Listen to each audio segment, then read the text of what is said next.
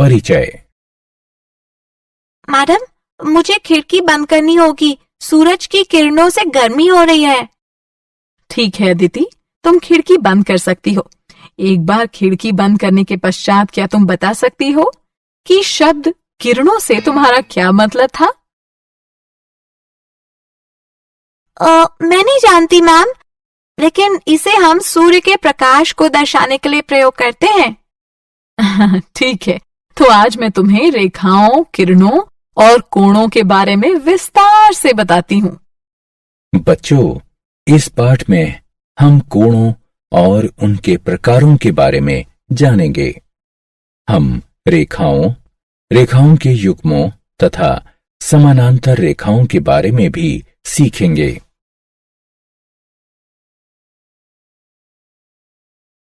उद्देश्य। इस पाठ के अंत में आप निम्न करने में सक्षम हो जाएंगे: विभिन्न प्रकार के कोणों को पहचानना, रेखाओं तथा रेखाओं के युग्मों का वर्णन करना, समानांतर रेखाओं की व्याख्या करना।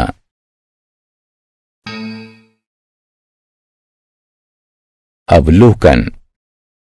रेखाएं कई प्रकार की होती हैं, जिनका उपयोग आप एक आसान सा चित्र बनाने के लिए करते हैं। आप एक साधारण घर, एक सूर्य इत्यादि बना सकते हैं एवं आप इन चित्रों को निरूपित करने के लिए सरल रेखाओं का उपयोग करते हैं। आइए उपयोग होने वाली इन रेखाओं के विभिन्न प्रकारों को देखें। रेखा। एक रेखा का कोई प्रारंभिक बिंदु तथा अंत बिंदु नहीं होता है। आप दोनों दिशाओं में एक रेखा को असीम रूप से फैला सकते हैं। रेखाखंड। एक रेखाखंड का एक प्रारंभिक बिंदु तथा एक अंत बिंदु होता है। किरण। एक किरण का आरंभिक बिंदु होता है, किंतु अंत बिंदु नहीं होता है। कोण। समान प्रारंभिक बिंदु वाली दो किरणों से एक कोण की रचना की जाती है। प्रारंभिक बिंदु को शीर्ष कहा जाता है तथा किरणें कोण की भुजाएं कहलाती हैं। संबंधित कोण। एक कोण को दो किरणों के मिलन के रूप में परिभाषित किया जाता है, जिनका अंत बिंदु एक ही होता है। कोण की भुजाएं दो किरणें होती हैं, जबकि शीर्ष उसके उभयनिष्ठ अंत बिंदु होते हैं। चार प्रकार के कोण होते हैं। वे इस प्रकार हैं: पूरक कोण, संपूरक कोण, आसन्न कोण तथा ऊर्ध्वाधर कोण। अब सभी कोणों को संक्षेप में देखते हैं। पूरक कोण वे कोण होते हैं जिनके दोनों कोणों की मापों का योग 90 अंश होता है। संपूरक कोण वे कोण होते हैं जिनके दो कोणों की मापों का योग 180 अंश होता है। आसन्न कोण वे कोण होते हैं जिनका एक उभयनिष्ठ शीर्ष होता है तथा एक उभयनिष्ठ भुजा होती है, किंतु कोई अंत बिंदु उभयनिष्ठ नहीं होता है। जिनकी भुजाएं उभयनिष्ठ नहीं होती हैं, ऐसी भुजाओं के रूप में किरणों वाले आसन्न कोणों का युग्म एक रैखिक युग्म कहलाता है। ऊर्ध्वाधर कोण वे कोण होते हैं जिसके दोनों कोणों का एक शीर्ष उभयनिष्ठ होता है तथा जिसकी भुजाएं दो रेखाओं का निर्माण करती हैं।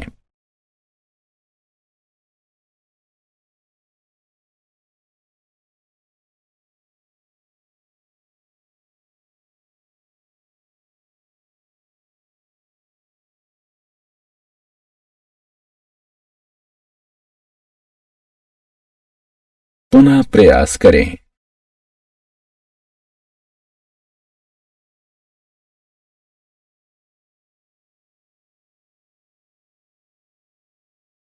बहुत अच्छे।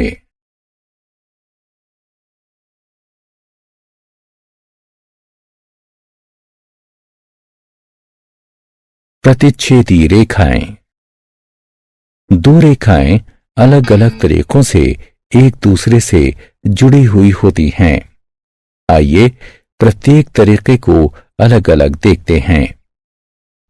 प्रतिच्छेदी रेखाएं वे रेखाएं होती हैं जिनका केवल एक और केवल एक ही बिंदु उभयनिष्ठ होता है। ये उभयनिष्ठ बिंदु प्रतिच्छेदन बिंदु कहलाता है।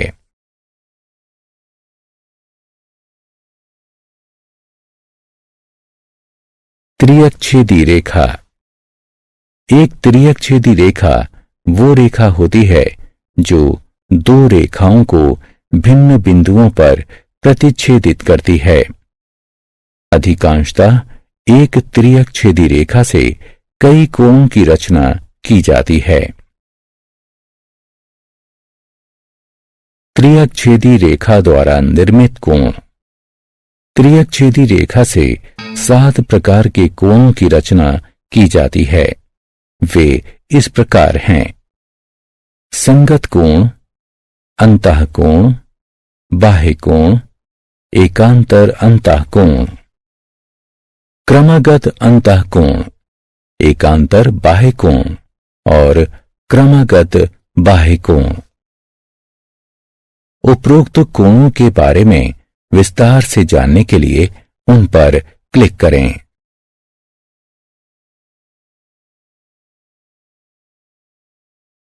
समानांतर रेखाओं की त्रियकछेदी रेखा। जब दो समानांतर रेखाओं को एक त्रियकछेदी रेखा के द्वारा काटा जाता है तब आप पाएंगे कि संगत कोण बराबर होते हैं।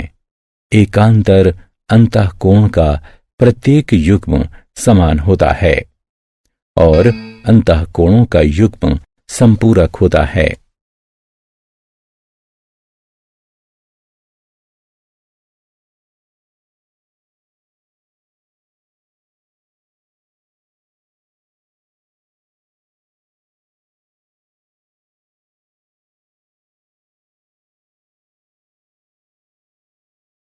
पुनः प्रयास करें।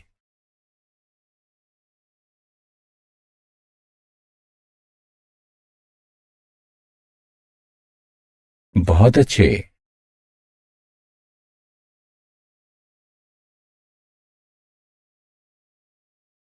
समानांतर रेखा। दो रेखाएं समानांतर होती हैं यदि वे सदैव समान दूरी पर स्थित हों एवं आपस में कभी नहीं मिलती हों। आप त्रियकछेदी रेखा द्वारा काटकर भी इसकी जांच कर सकते हैं कि रेखाएं समानांतर हैं अथवा नहीं।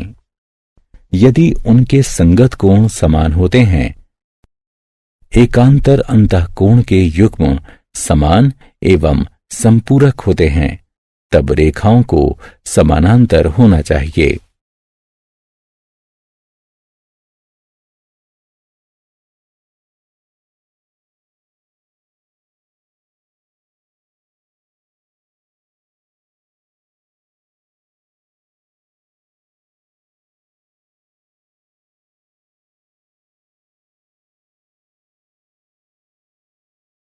बहुत अच्छे।